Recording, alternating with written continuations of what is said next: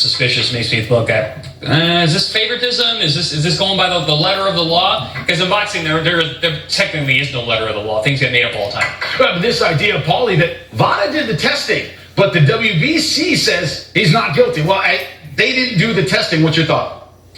Well, the first thing that strikes to me is the early in the testing window, like the champ Chris said, and early in the testing window means that it may not have cleared the system the way he intended it to clear. He may have it may be very obvious that he was doing this, trying to, do it in a way where by the time the testing started, he would be free and clear and he would get the benefits during training camp.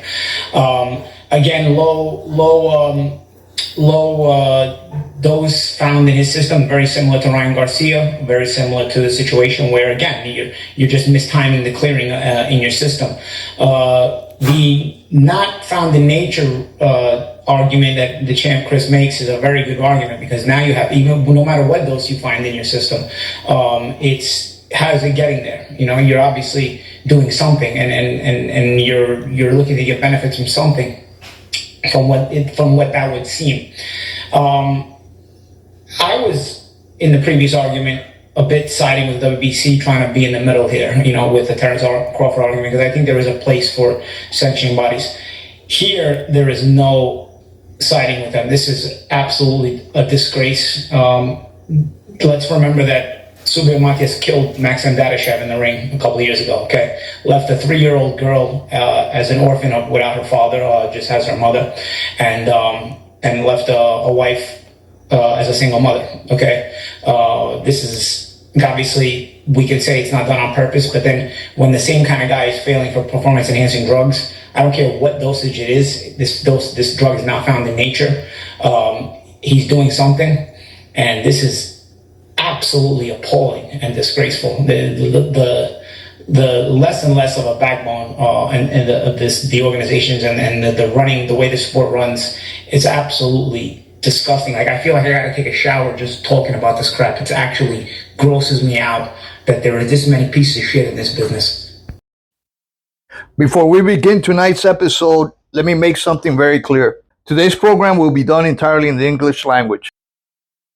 And there's a reason for that. I want Chris Algeri, I want Paulie Malinaggi, I want the people at Boxing Scene, and I want Pro TV to hear this message directly in a language they cannot pretend not to understand. Because the accusations, the disrespect, the slander, and the irresponsible commentary coming from the employees and personalities are now public, damaging, and completely unacceptable. And I want them fully aware, fully warned about the consequences of spreading lies about Subriel Matias. A Spanish version will come later from my Latino audience, but tonight this one's for them. Tonight it's time to speak plainly. After the continued lies from Chris Algeri, after Paulie Malinaggi's disgusting comments on Boxing Scene tonight, and after the coordinated smear campaign, even after the WBC officially cleared Subriel Matias, there will be no apologies. So maybe it's time for something else.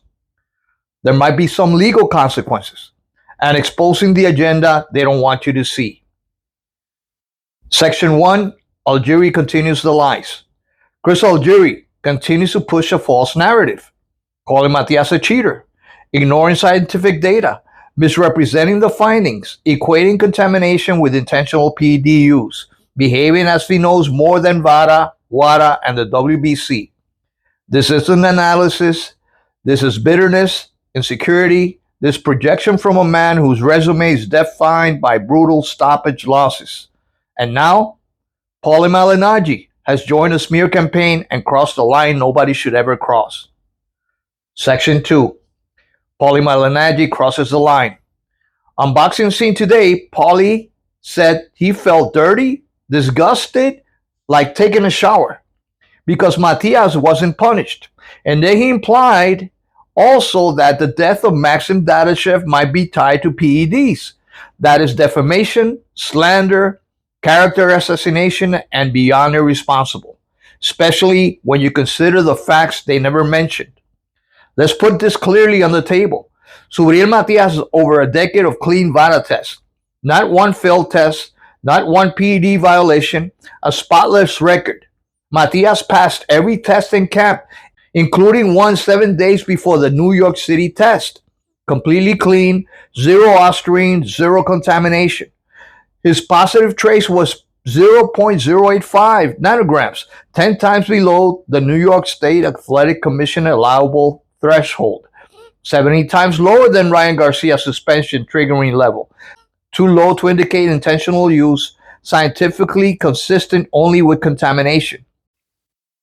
Matias voluntarily offered Vara a hair sample. Hair testing shows long-term drug exposure. If you're doping, the hair test exposes you. Matias said, "Take my hair." That's what innocent men say. Matias submitted all of his supplements to Vara for examination. Every bottle, every product, every ingredient. He didn't hide. He didn't run. He said, "Test everything. I have nothing to fear."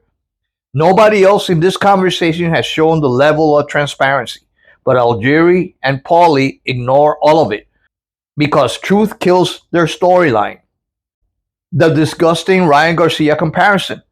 Let's kill this lie once and for all. Ryan Garcia, 6.0 nanograms, two substances, pattern of intentional doping, suspended and punished. Subriel Matias, 0.085 nanograms, single trace, no performance benefit, clean test a week before, ruled not guilty. Comparing these two cases is a deliberate deception, and they know it. Let me speak clearly. I am disgusted, and part of that disgust comes from something deeper, a long-standing prejudice against Puerto Rican fighters and fans. Paulie Malinaggi once said Puerto Rican fans were annoying. Imagine if he said that about UK fans, Mexican fans, black fans, Filipino fans. There would be outrage everywhere. But when it's Puerto Rican, silence. Now the same Paulie ignores Matias' negative tests, ignores the scientific ruling, ignores a decade of clean Vara history, compares him to intentional dopers, weaponizes the death of a fighter. This isn't commentary. This is prejudice with a microphone. The most telling evidence of dishonesty. Matias tested negative just 7 days before the New York City test, but Algeri didn't mention it. Paulie didn't mention it. Boxing Scene didn't mention it because it destroys their narrative.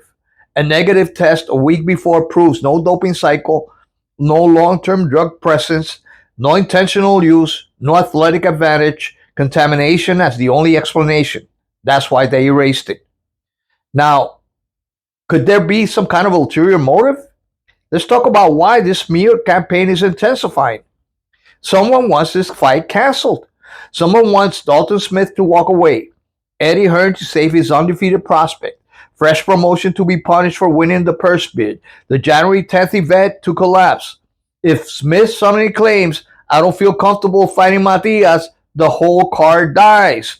And they'll try to pin it on Matias. This is an outrage. This is event sabotage disguised as moral concern. Now, if I were advising Subriel Matias tonight, I'd tell him, prepare backup opponent now.